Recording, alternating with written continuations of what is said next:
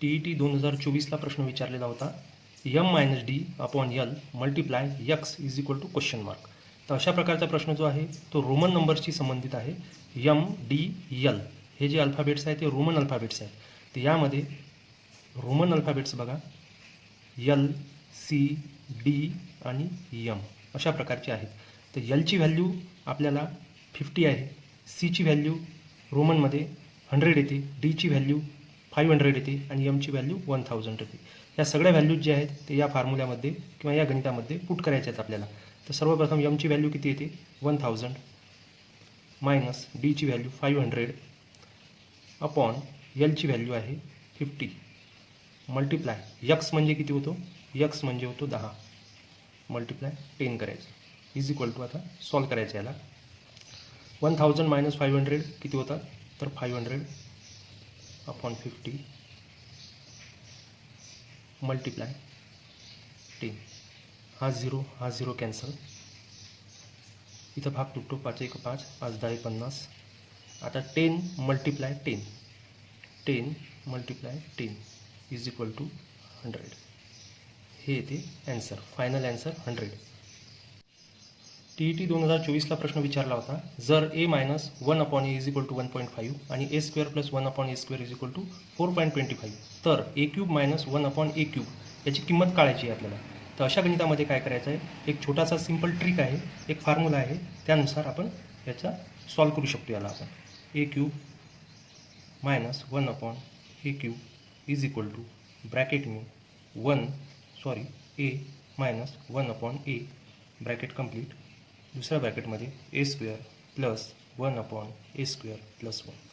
हा फॉर्म्युला आहे. या फॉर्म्युल्यामध्ये ह्या ज्या व्हॅल्यूज आहेत ह्या ठेवून द्यायच्या, ह्या पुट करायच्या.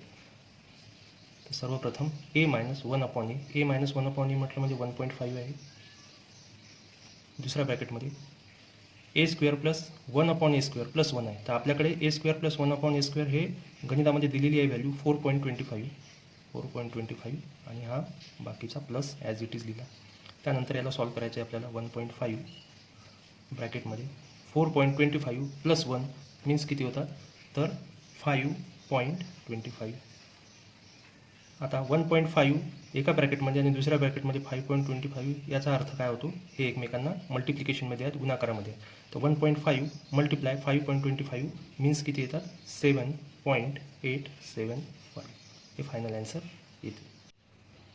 जर 1/√3 - 1/√2 + 1/√6 is equal to a√3 - b√2 + c√6 तर a + b + c याची काय काढायची, किंमत काढायची, व्हॅल्यू काढायची.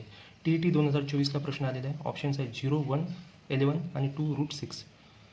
तर अशा प्रकारच्या गणिताला सोडवताना थोडासा तार्किक पद्धतीने विचार करायचा आहे आपल्याला. बघा इथं मध्ये इज इक्वल टूची साईन दिलेली आहे, म्हणजेच हे लेफ्ट हँड साईड आणि ही झाली right hand side.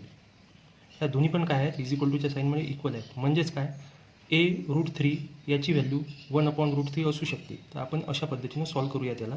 a√3 is equal to 1/√3. त्यानंतर बीची पण व्हॅल्यू लिहून घेऊ आपण. b√2 is equal to 1/√2.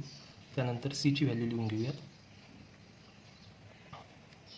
c√6 is equal to 1/√6. आता काय करायचे आहेत, यांना सॉल्व करायचे आहेत. एची व्हॅल्यू याच्यावरून काढू शकतो आपण. तर a इज इक्वल टू 1/√3 आणि या √3ला काय करू आपण, इज इक्वल टूच्या पलीकडे पाठवू, ट्रान्सफर करू.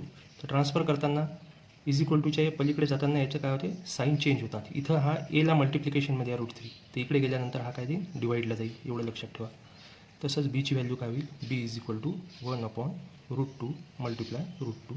सीची value same, therefore c is equal to 1/√6 multiply √6. आता याला सोडवताना एची व्हॅल्यू बघूया. एची व्हॅल्यू काय येईल तर a is equal to 1/√3 multiply √3. जेव्हा √2 मल्टिप्लाय करत असतो तेव्हा रूट कॅन्सल होऊन जातो आणि 1/3 येतो. त्याचप्रमाणे बीची व्हॅल्यूसुद्धा काढूया. b is equal to √2 multiply √2 means 1/2. सीची व्हॅल्यूसुद्धा काढूया. c is equal to 1/6. Okay. त्यानंतर आपल्याला final value a is equal to 1/3, b is equal to 1/2, c is equal to 1/6 भेटली. आता ह्या व्हॅल्यू ज्या आहेत त्या आपल्याला व्हॅल्यू फायनल काढायला लावली होती. ए प्लस बी प्लस सीची व्हॅल्यू काढायला लावली होती. ए प्लस बी प्लस सी. त्यानंतर याच्यामध्ये आपण व्हॅल्यू पुट करूयात. व्हॅल्यू काय काय येतील. एची व्हॅल्यू किती आहे 1/3 प्लस बीची व्हॅल्यू 1/2 प्लस सीची व्हॅल्यू 1/6. आता याला सोडवताना याचा काय करायचं आहे, सगळ्यांची ॲडिशन करायची. आता ॲडिशन करताना डिनॉमिनेटरमध्ये काय आहे, म्हणजे छेदामध्ये 3 आहेत, 2 आहेत आणि 6 आहेत. तर याला एक काम करायचं आहे आपल्याला, याचा LCM घेऊन टाकू आपण, म्हणजेच मसावी घेऊ. तर मसावी म्हणजे जास्तीत जास्त इथं मॅक्झिमम संख्या 6 आहे. तर सगळ्यांचा डिनॉमिनेटर म्हणजे छेद आपण 6 करण्याचा प्रयत्न करू. आता याला 6 कसं करायचं, तर याला कितीनं मल्टिप्लाय केलं म्हटलं म्हणजे 6 येथील 2नं मल्टिप्लाय केलं म्हणजे जर आपण डिनॉमिनेटरला 2नं जर मल्टिप्लाय केलं तर न्यूमरेटरला सुद्धा करावं लागेल. तर म्हणजे इथं काय होतील 2 आणि इथं 6 प्लस सेम इथं 6 घेतो, इथं कितीनं मल्टिप्लाय करावं लागेल 3नं प्लस 1/6. ओके.